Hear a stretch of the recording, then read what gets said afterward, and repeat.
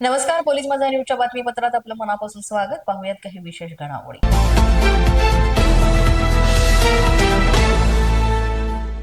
ओझर शहरात चोरट्यांनी पुन्हा एकदा धुमाकूळ घातला असून ओझरमधील काबरा साडी सेंटरमध्ये चोरट्यांनी मोठा डल्ला मारल्याची घटना समोर आली. रात्री साधारणतः 2:30 वाजण्याच्या सुमारास ही चोरी घडली असून शोरूमचं शटर तोडून चोरट्यांनी आत प्रवेश करून तब्बल 3 ते 4 लाख रुपयांची रोकड लंपास केली आहे. तर यासोबतच महागड्या साड्यांची ही चोरी करण्यात आली आहे. महत्त्वाचं म्हणजे ही संपूर्ण घटना सीसीटीव्ही कॅमेऱ्यामध्ये कैद झाली आहे. तर फुटेजमध्ये चोरट्यांच्या हालचाली या स्पष्टपणे दिसत आहेत. पोलिसांकडून सीसीटीव्ही फुटेजच्या आधारे तपास सुरू असून चोरट्यांचा शोध घेण्याचे प्रयत्न आता वेगाने सुरू आहेत. मात्र या घटनेमुळे ओझर शहरातील वाढत्या चोरीच्या घटनांबाबत गंभीर चिंता व्यक्त करण्यात येते.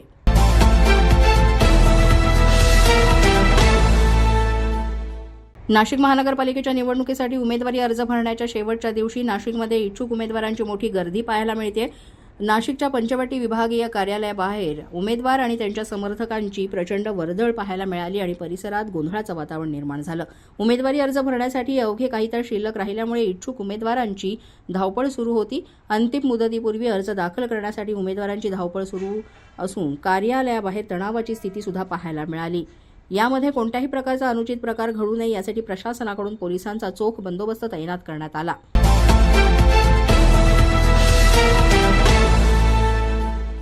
सिन्नरमधील कुंदेवाडी येथील एका घरात स्वयंपाकघरातील धान्याच्या डब्यात लपवलेला नायलॉन मांजा जप्त करण्यात आला असून संबंधित दोघांविरोधात गुन्हा दाखल करण्यात आलाय. जीव धोक्यात आणण्यासारखा नायलॉन मांजा या विरोधात पोलिसांनी कारवाई सुरू केली असून मांजा विक्रेते पोलिसांच्या रडारवर आहेत. नायलॉन मांजामुळे दरवर्षी अनेक निष्पाप नागरिकांना आपला जीव गमवावा लागतो तर काहींना कायमस्वरूपी अपंगत्वाला सुद्धा सामोरं जावं लागतंय. या पार्श्वभूमीवर उच्च न्यायालयाच्या निर्देशानुसार सामाजिक संघटना, पोलीस प्रशासन आणि नगरपालिका प्रशासन यांनी नायलॉन मांजाविरोधात आक्रमक भूमिका घेत याबाबत कारवाई सुरू केलेली आहे. पोलीस माझा न्यूजच्या बातमीपत्रात वेळ झाली एका छोट्याशा विश्रांतीची. पाहत रहा पोलीस माझा न्यूज. या बातमीपत्राचे प्रायोजक आहेत pro rich look skin and hair studio. विश्रांतीनंतर पुन्हा एकदा पोलीस माझा न्यूजच्या बातमीपत्रात आपलं मनापासून स्वागत.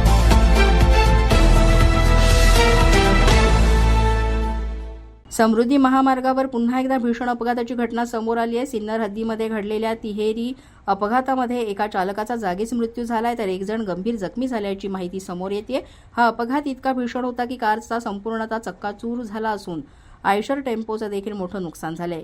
रविवारी इथे मोठ्या प्रमाणात समृद्धी महामार्गावर वाहतूक सुरू असतानाच सिन्नर परिसरात हा भीषण अपघात घडलाय. विरुद्ध दिशेनं भरधाव वेगात येणाऱ्या क्रेनमुळे ही दुर्घटना घडल्याची माहिती आहे आणि अचानक समोर आलेल्या क्रेन चालकाचं नियंत्रण सुटलं आणि क्रेननं आयशर टेम्पोला धडक दिली. तर या धडकेत टेम्पो चालकाचा जागीच मृत्यू झाला. या अपघातामध्ये आणखी एका ब्रेझा कारचा समावेश होता.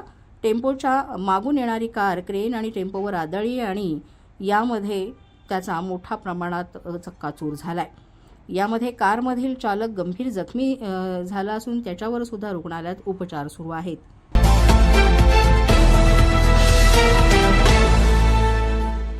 भांडूप रेल्वे स्थानकाजवळ एका भरधाव बेस्टनं रस्त्यावर उभ्या असलेल्या पादचाऱ्यांना धडक दिली. या अपघातामध्ये 4 जणांचा मृत्यू झालाय तर 9 पेक्षाही अधिक जण गंभीर जखमी झालेत.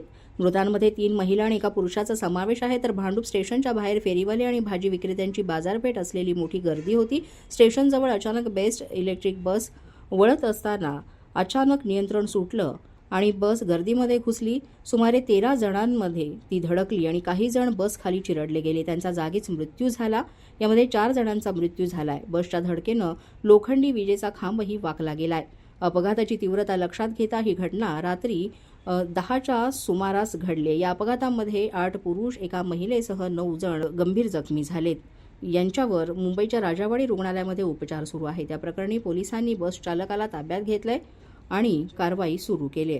तसंच यामध्ये मृत झालेल्यांच्या नातेवाईकांना शासनाकडनं मदतही जाहीर करण्यात आली आहे. मात्र या घटनेनं हळहळ व्यक्त होतीये. पोलीस माझा न्यूजच्या बातमीपत्रात आज इतकंच. तुम्हाला आमचं बातमीपत्र कसं वाटतंय याबाबत अवश्य अभिप्राय कळवा.